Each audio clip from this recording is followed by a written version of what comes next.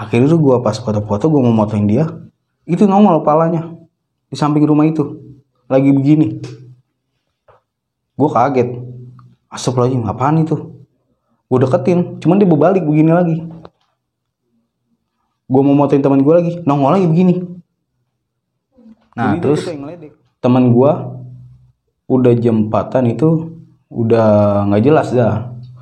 Dia udah perilakunya itu udah kayak monyet dah, gitu-gitu. Udah kayak gitu dah, kayak suara-suara monyet gitu. Jam 4:30 dia tuh ngajakin ke atas. Dia ngajakin pengen banget ketemu monyet. Sampai bocah gue itu sampai dikecotin juga sama dia, karena dia pengen ngeliat monyet kan, turun lagi tuh. Nah di situ dia pengen balik lagi, pengen ketemu monyet. Itu dia sampai kesel sama temen gue, sampai kesel. Dia pengen banget ketemu monyet. Wah tadi nggak beres juga nih. Wah gimana nih?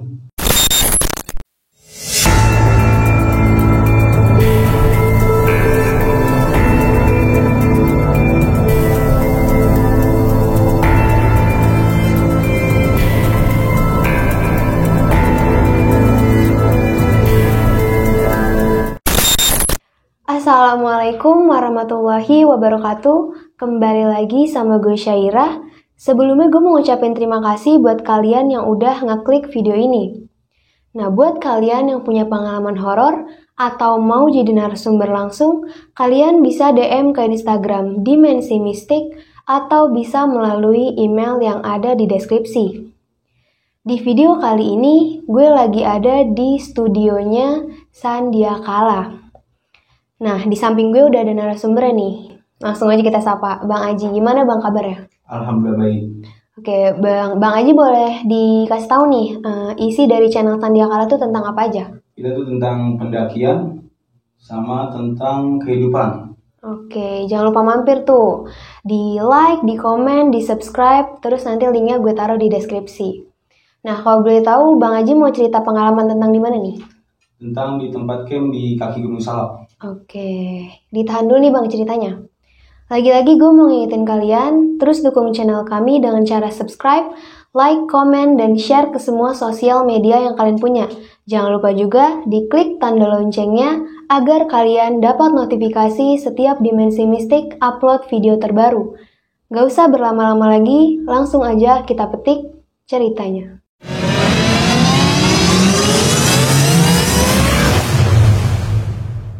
Oke Bang Haji, langsung aja nih dimulai ceritanya. Jadi itu gue pas di rumah sekitaran jam 3 sore, saudara gue datang nih ke rumah. Itu ngabarin, Ji, ayo Ji ke Ji ngecamp. Di mana tuh? Nggak tahu nih, diajak nih sama pacar kakak gue, katanya gitu. Yaudah gas. Akhirnya tuh gue jam 4 prepare barang. Jam 4:30 gue berangkat. Kan gue di Sherlock tuh sama dia. Di Sherlock katanya ketemuan di Cimanggis. Nah di situ gue perjalanan itu udah kayak di bawah error. Jadi kayak linglung lah. Padahal tuh gue Cimanggis itu masih dekat, tapi gue masih di bawah linglung. Nah sampai jam 5:30 tuh gue. Saking lama itu ada sejaman tuh gue sampai Cimanggis, saking di bawah linglungnya. Akhirnya di Sherlock lagi sama dia, katanya di Cibinong, gue ke Cibinong. Nah katanya salah, kata dia salah. Nah gue heran nih, dia ngomong nyuruhnya ke Cibinong, nggak taunya bukan. Akhirnya tuh di Sherlock lagi sama dia ke Cimanggis lagi, padahal tuh dia lagi di jalan mau ngajakin ketemuan.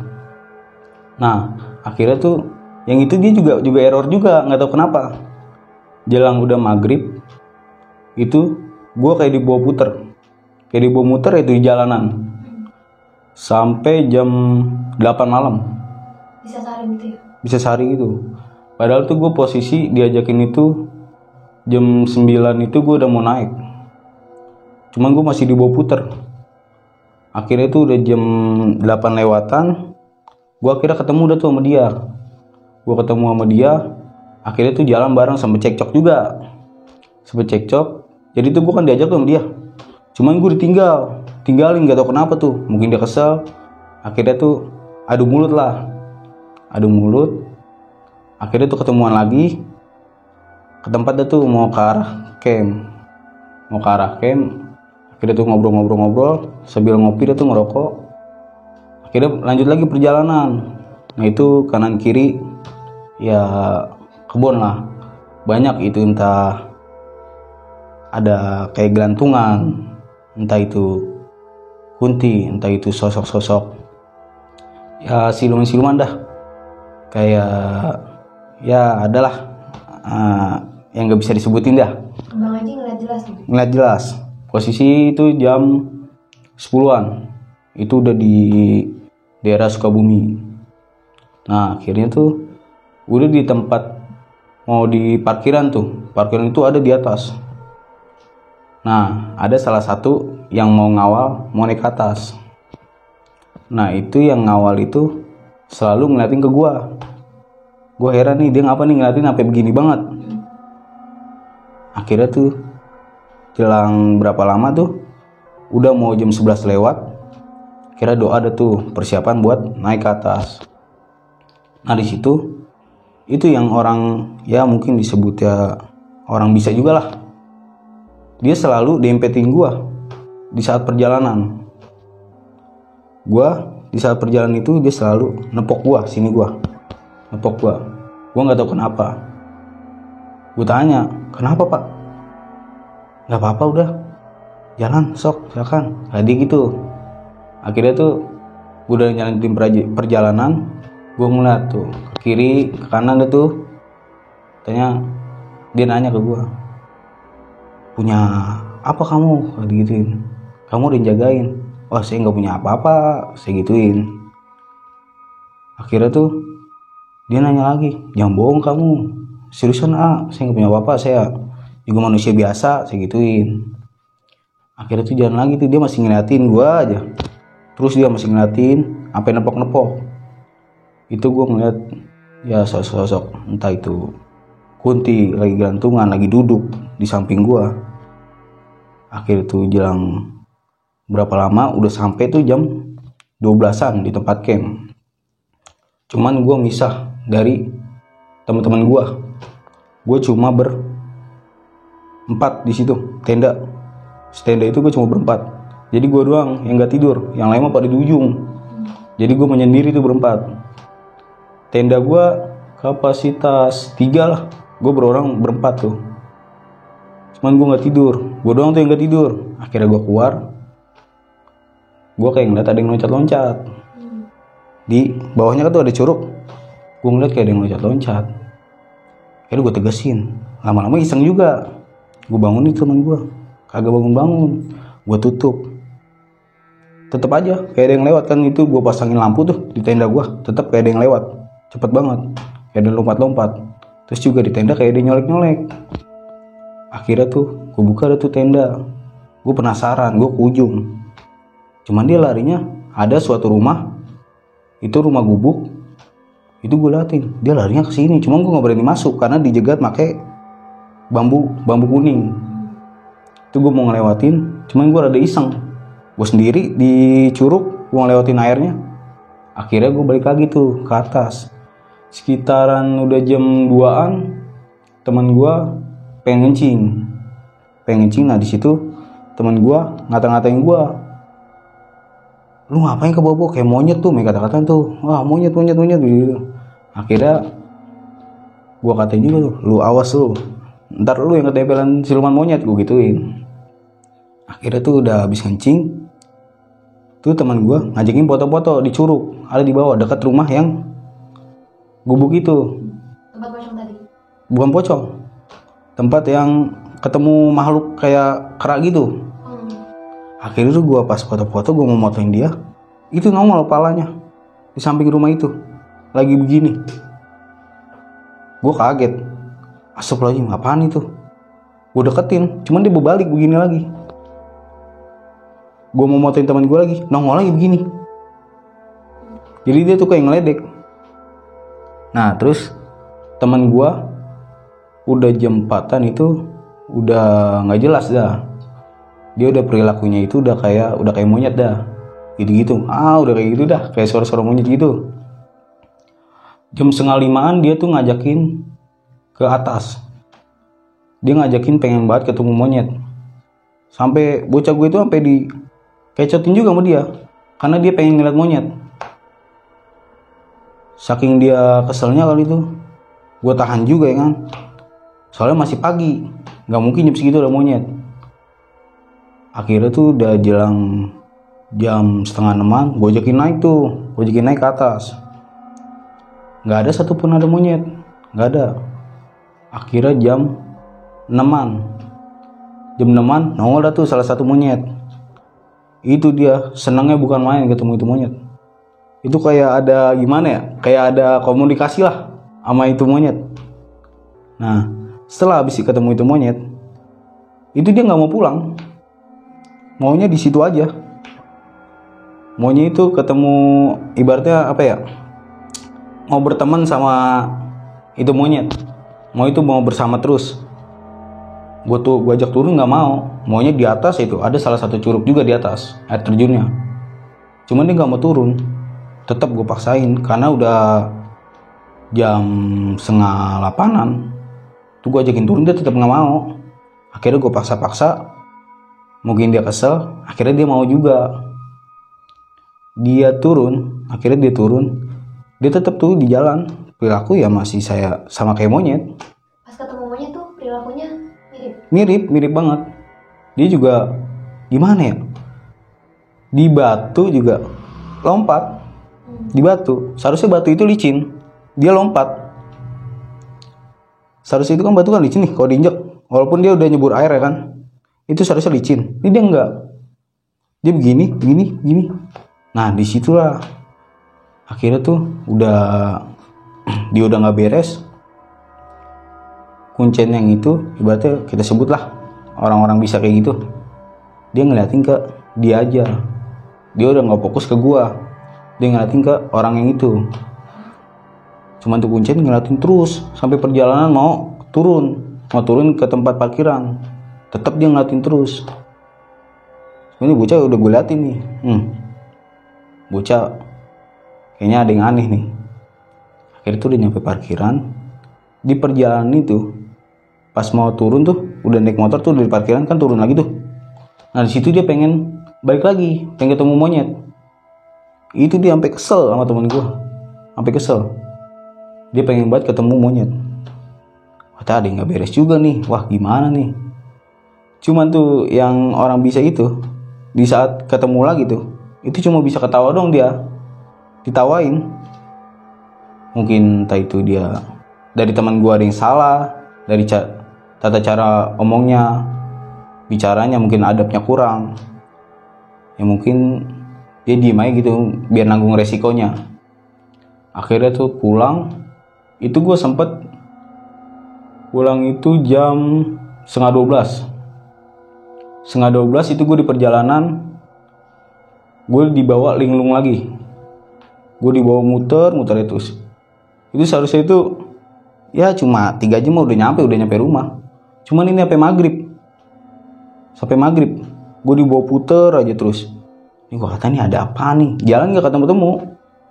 Itu ada tuh di Bojong Sari, itu gue di rel. Jadi gue cuma muterin rel situ doang. Akhirnya tuh maghrib, sholat dah tuh sholat, akhirnya ditemuin dah tuh jalan. Sampai rumah itu gue jam 7. Terus gue denger dari teman gue itu katanya, Ji no, si ini kagak beres no perilakunya. Nah terus dari orang tuanya itu, dia pengen ngerukiah anaknya, akhirnya dirukiah dah tuh. Dirukiah, nggak taunya adalah siluman kera yang nempel pada tubuh dia. Cuman tuh siluman kera dia nggak mau lepas sama teman gua, maunya itu nempel terus. Itu ada kali 2 kali dirukiah, cuman tetap dia maunya sama teman gua. Apa mungkin teman gua auranya bagus atau apa, akhirnya tuh teman gue disuruh ikhlas buat ngelepasin si kera itu. Setelah jelang yang kedua kali tuh di ruqyah, akhirnya tuh dia tenang. Cuman tetap aja banyak yang masuk dari tempat camp itu. Entah itu ada yang nempel di dia, dekat dia ada gondoruo, ada ya macan gitu-gitu. Cuman gue nggak percaya juga ada macan. Cuman kata yang ngeruqyah itu, jadi tuh pas dia ke sono dia ada yang jagain 3 macan. Nah akhirnya diruqyah lagi deh tuh, diruqyah lagi. Akhirnya tuh setelah dia diruqyah lagi, akhirnya benar-benar bersih. Cuman setelah gue main ke rumah dia itu, gue ngeliat banyak sosok yang mau nempel sama dia itu, kuntilanak yang masih mau ngikutin dia, masih ada yang demen sama dia. Itu kuntilanak ada di atas kepala gue. Itu dia masih ya pengen ngedeketin dia, maksudnya pengen nemenin tuh kuntilanak. Nah akhirnya tuh kuntilanak gue liatin terus. Lama-lama gue iseng juga, gue suruh pergi nggak mau. Akhirnya tuh teman gue panggil namanya si ya Ipin lah. Pin, lu masih ada megang-megang benda-benda yang aneh-aneh kagak? Gituin. Ya masih Ji, 1. Kalau bisa buang dah. Soalnya banyak banget nih yang demen sama lu. Gituin. Akhirnya dibuang dah tuh. Akhirnya tuh alhamdulillah selama dia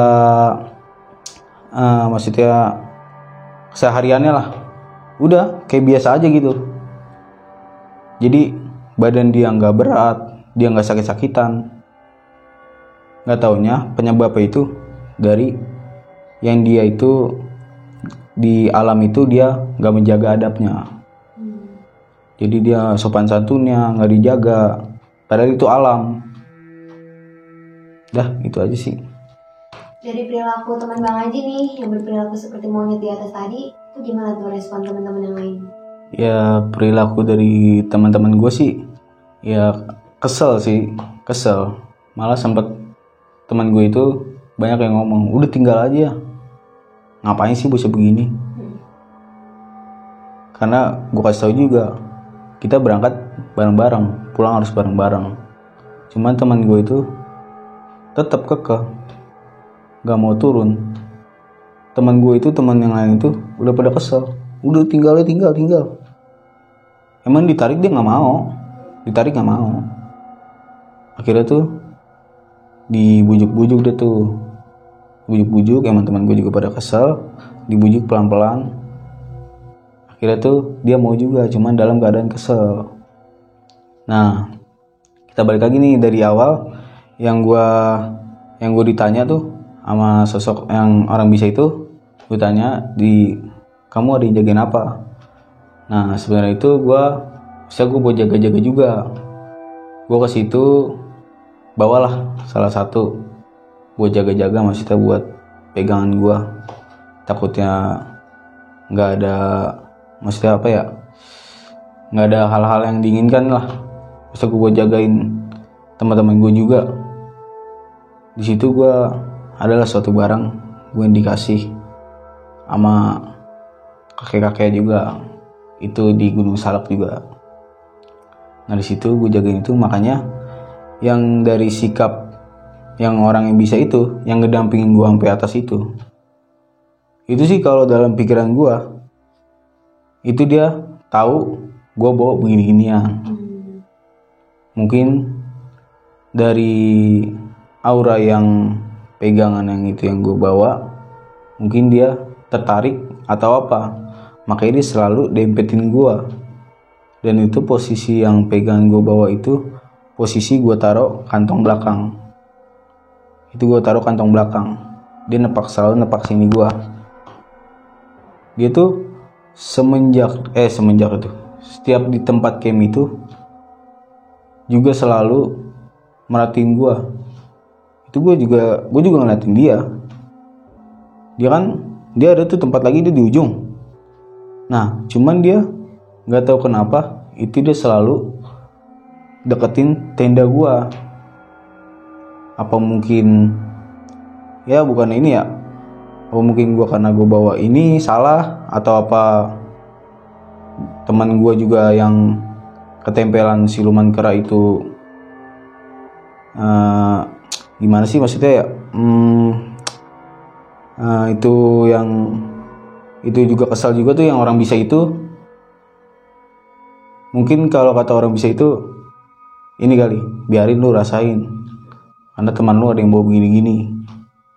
Ya gue mah gak masalah gue bawa gini, karena gue perjalanan juga malam ya kan, mau ke sononya gue jaga-jaga, takutnya ada apa-apa ya kan. Gue juga pentingin temen gue juga ya kan. Yang penting tuh gue satu, selalu gue pamit sama orang tua gue, minta doa dari orang tua gue, minta restu semoga pulang pergi itu selamat. Makanya gue tuh alhamdulillah gue dikasih selamatan. Nah temen gue itu jadi nggak taunya dia nggak izin, jadi tuh dia main pergi aja. Emang gue jemput dia ke rumah, dia pergi aja, udah nggak usah, dia mah nggak pakai salaman, nggak pakai apa. Ya mungkin dari situ juga nggak dapet restu, mungkin dia tetap paksain naik. Dia juga baru pertama kali, dia baru pertama kali. Main itu orangnya ini sih frontal, jadi di alam itu dia ya ngomongnya ngantur dah, bisa ini. Akhirnya terjawab dah tuh, akhirnya dia ngerasain oh begini. Akhirnya udah dia sampai sekarang itu udah jarang mau diajakin karena dia ketemplokan siluman kera. Dan dia itu dijagain sama ya Gondorwo sama 3 macan.